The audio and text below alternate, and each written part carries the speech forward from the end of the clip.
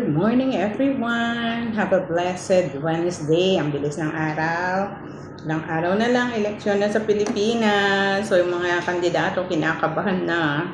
Kain muna po tayo. Meron akong fried egg. At saka love na cheese.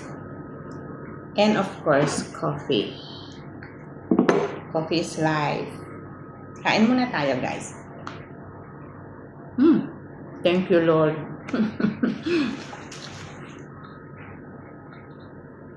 Hindi ko pala ako nakapagpin ito. Isang araw na lang, election na, no?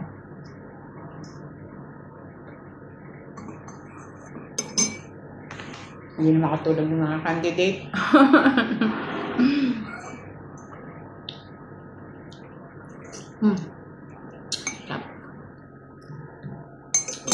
After this, magpapahinga ako. Pero mamaya, nagluluto ako ng ano yun? Sudanese food.